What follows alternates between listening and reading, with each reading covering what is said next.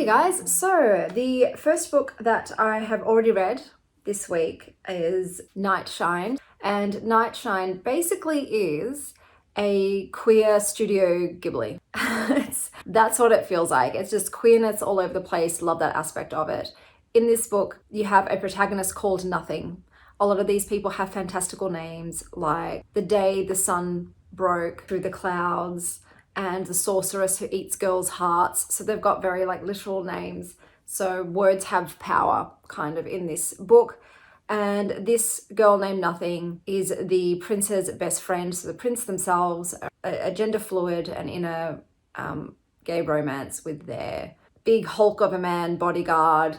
And sort of the three of them are a Three Musketeers situation. But then the prince gets kidnapped while they were dressed as a maiden by the sorceress who eats girls' hearts, and Nothing has to save them. So in this world too, there are demons mostly tied to objects like palaces or mountains, and there are spirits, and there are sorceresses, and there are sorcerers. It's very interesting in terms of the world building. The writing style, I likened it to being wine drunk.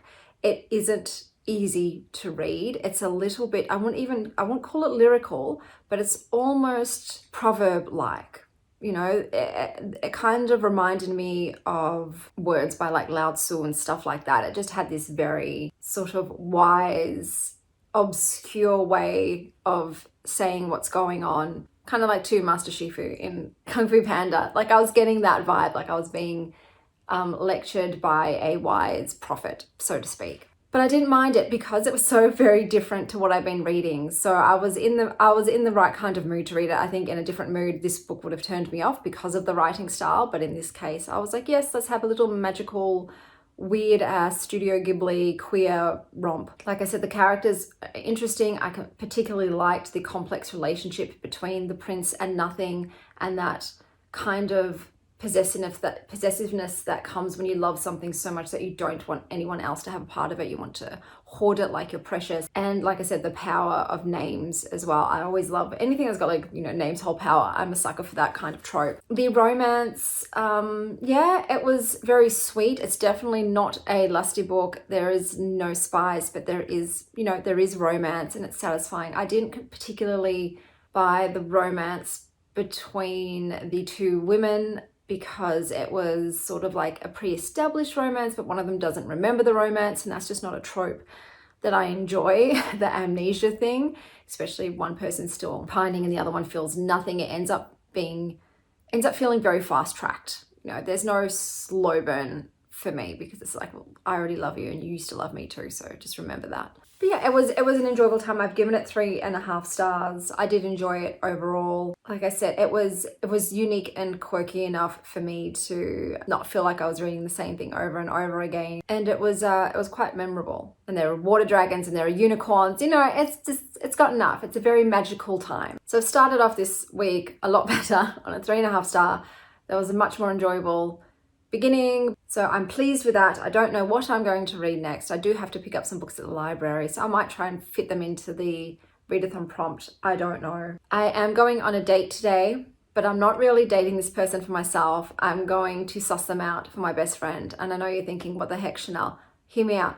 So based on their looks and their profile, they seem to be a really great fit for my best friend. So I thought I would play matchmaker, go on a date with this person, see, are they a doucher? You know, if they're not a doucher, I will show my best friend, this dude, it's a man, this dude's profile, and she can find him on the dating app and send him a message if she wants to. So that is my idea. And I know it's probably not going to work. I don't live in a rom-com, but I've got nothing else to do with my life. So I thought, okay, if there's a chance that I could find love for my best friend, I'm going to take it. I'm going to take it. So that's happening today. I'm not going to discuss the date on here. That'll be on my other channel in my sort of life vlogs, but that is what I am doing today. But I'll touch base with you guys and I'll read some more books.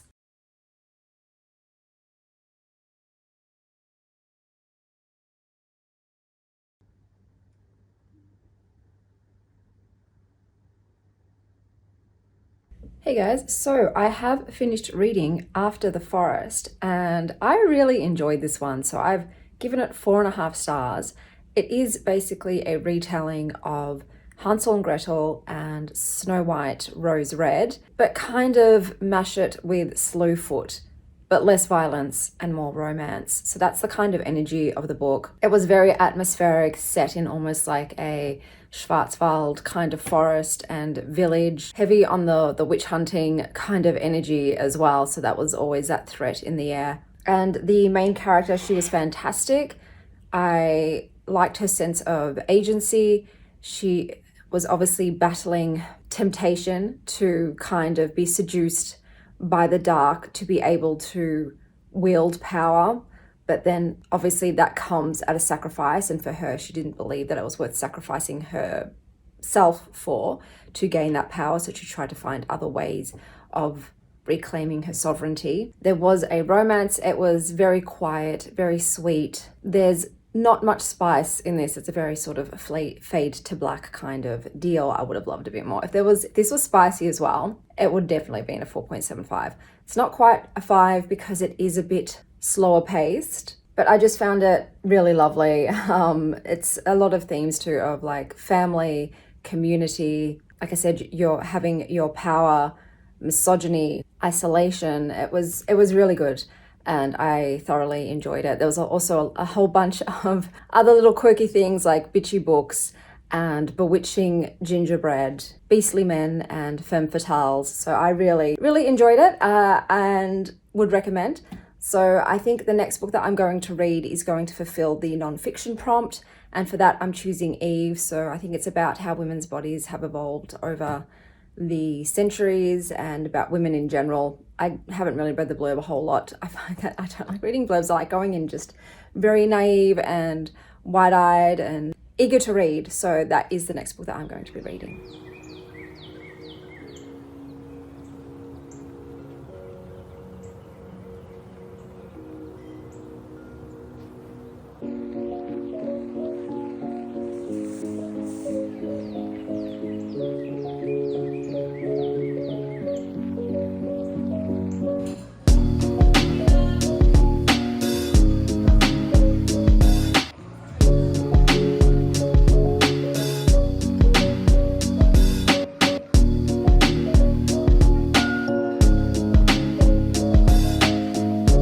Hello.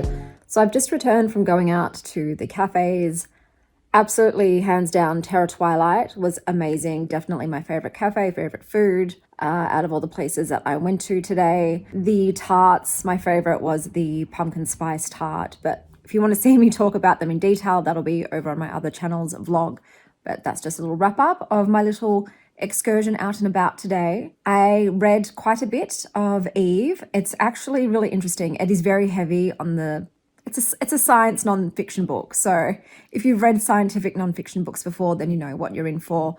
But it's like heavy on the biology. But I did actually, even though biology is something that I studied in school and I have a very big interest in, I've read a lot of books on topics concerning biology, I actually learned new things in this one. That, for instance, with breastfeeding, your child's saliva, when it's on your nipple, actually communicates to your body if that child is sick to put more antibodies in the breast milk. If the child has high cortisol levels, your breast milk changes in regards to maybe the fats and the protein levels to try and counteract that. So there's this actually direct messaging that changes the composition of your breast milk each time your child feeds, which I thought was fascinating. Even though I'm not breastfeeding anymore, it made a lot of sense. But it's also too, for instance, how much cortisol the mother has in her body and therefore comes through her breast milk into her child and how that affects the child's behavioral development. All very fascinating. I find it very interesting. There was a whole bit too on the function of fat around the hips and buttocks region of women and what happens when women get liposuction and remove that fat. Like, it's there for a reason and it has a biological purpose, and the removal of it can cause detrimental effects. So really interesting so far, but like I said, it is quite, I don't want to say dry, like the author is trying to inject it with as much character as they possibly can, but it is heavy on scientific knowledge and data and reasoning for things. So there are some bits I find more interesting than others. For instance, I'm not particularly into our sort of biological ancestors and what they were like, whereas I'm more interested in today's body and physiology and facts about that. So they do also bring up trans women and stuff as well. So it is quite inclusive in that way. But yeah, I'm actually enjoying it. It's a big book, and it's probably going to take me a while to get through. I'm probably going to need to start a fiction read just so that I've got something to have in between, because I don't think I want to just read this nonstop until I finish. So I will put a picture up here of what, or here, of what book I read next.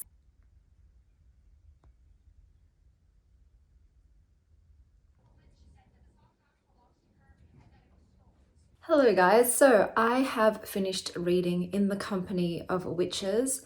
This is a very cozy, magical murder mystery. It's very sweet.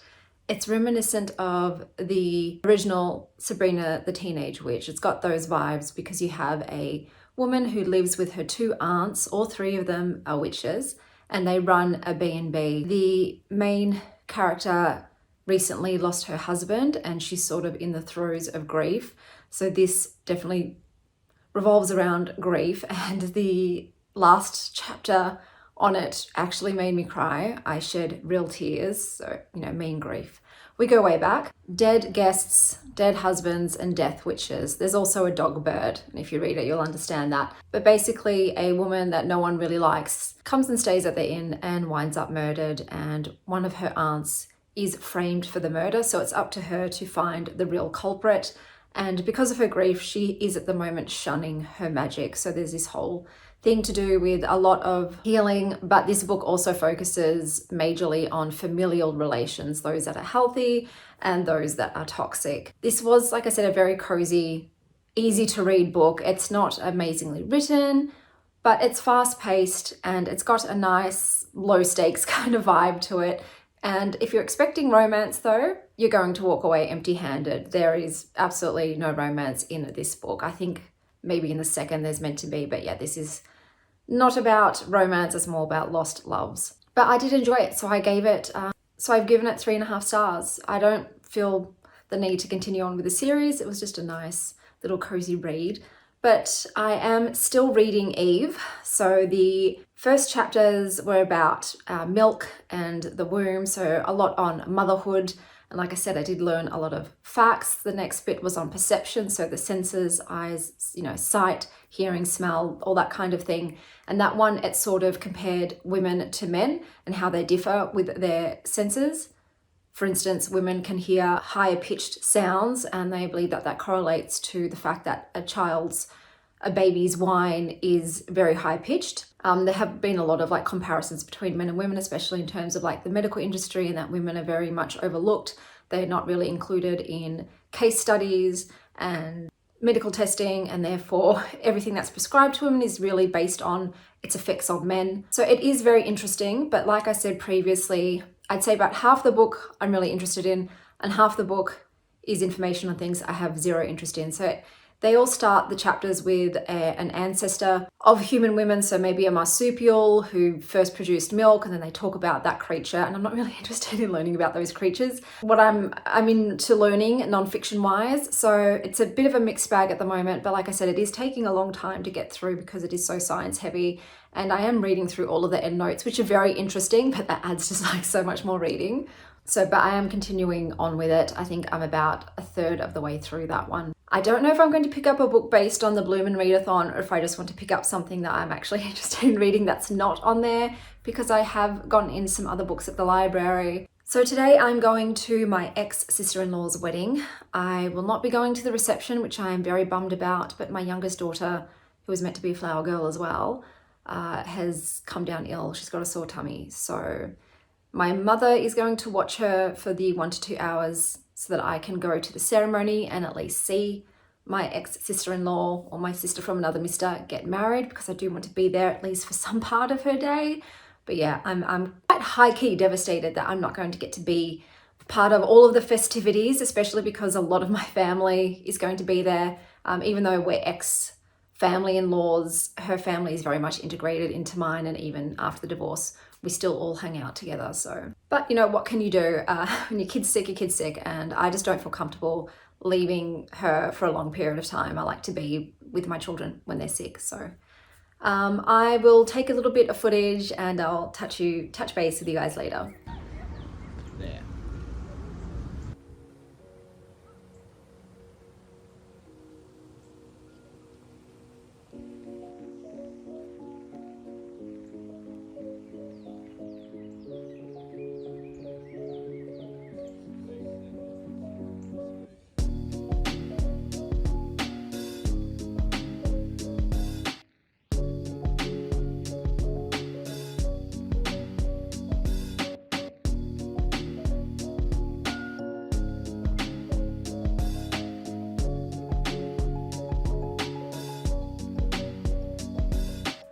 Hello and welcome to the rest of this reading vlog. So I ended up getting COVID for the first time and it took me out for 2 weeks, and this is me at 2 weeks finally feeling like I'm able to actually talk about the books that I've read and update everybody. I'm not doing a monthly wrap up this month because I just don't have energy and I don't have the brain power to go through the 30 books that I read, but I will tell you about what I have read since you last saw me, and it's a lot of books because I was at home. So I'm just going to go through them quickly because I still have absolutely horrible brain fog and fatigue, and I'm going to do my best, but I'm probably going to be a mess. So the next book I read was All of Our Hidden Gifts. I saw this on Crescent Dreams Tarot's channel and the cover really got to me. This book though mostly appealed to me because it's about the tarot and I am a tarot hoe for show. The cover is also really eye-catching. I actually like both of the covers. I think they're both cool. And in this book, you've got a school girl who finds a cursed tarot deck and her friend goes missing. So it's definitely, it's more than magical realism. This is YA and it does feel YA, but because of the subject matter of the story, I was fine to continue reading and I did end up giving it a 3.75. So I did like it. However, I will tell you that the main character, the girl, she does come across as a very self-centered brat, very much in the beginning. So she's not very likable, but then again, she's a teenager. So that's kind of a teenagery thing. She does get a bit better as the book goes on, but don't expect a miracle. She's still a teenager at the end of the book. But yeah, I enjoyed my time with it and I would not continue on though with the series. Then I read Rouge by Mona Awad.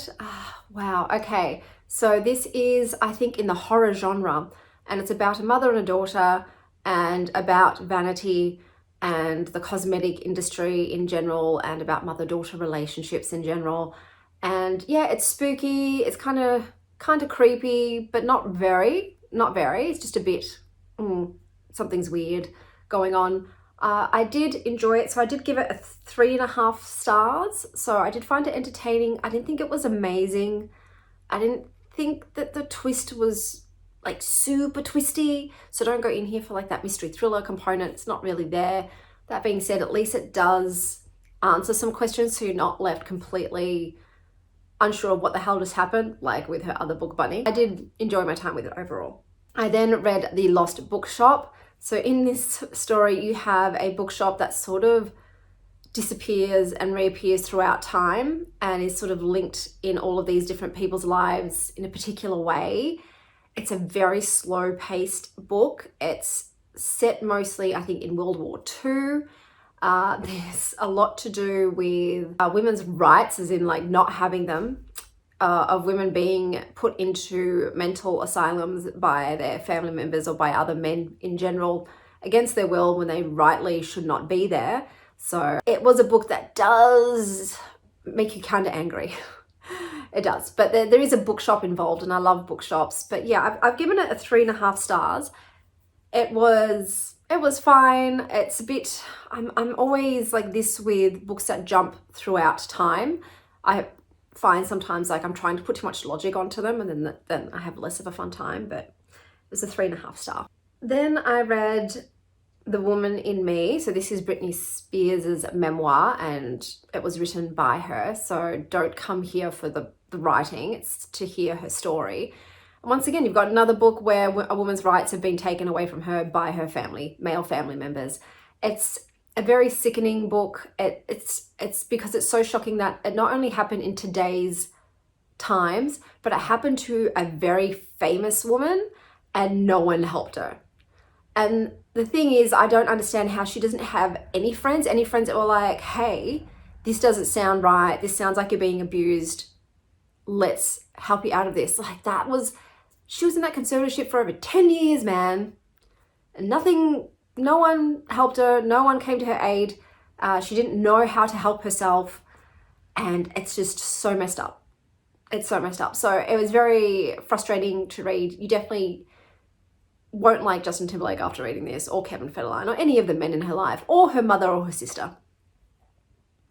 That's what it is. It's just like, don't like anybody that was around her. But like, I thought too, same thing. She had all these friends and famous friends, and no one checked in to be like, hey, are you okay? Are you okay with what's going on here? Like, let's get you better legal representation.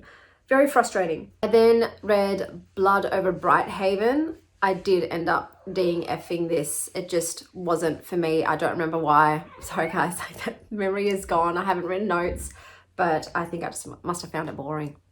Then I read Spark of the Everflame, and I actually gave this a 4.25 stars. So this is a fantasy book, and I don't really remember it.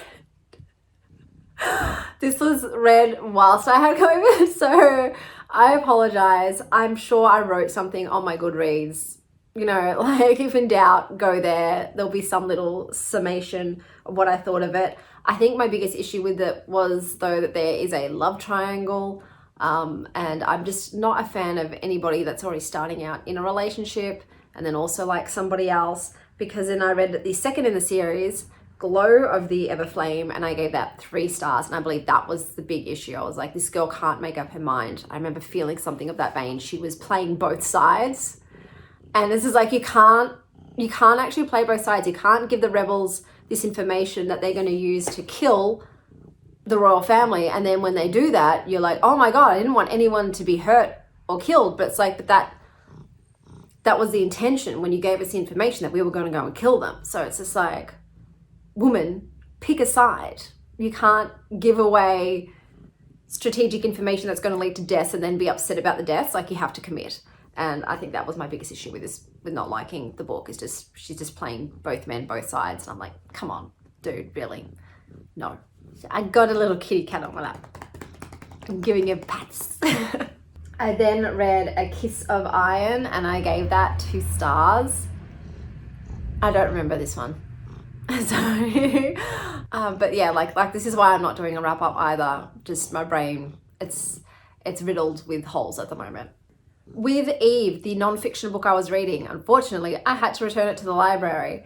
I think I ended up reading half of it, and it was the same thing, whereas I liked half of the chapter and then I didn't like half of the chapter. So it was just straddling that line between interesting and dull.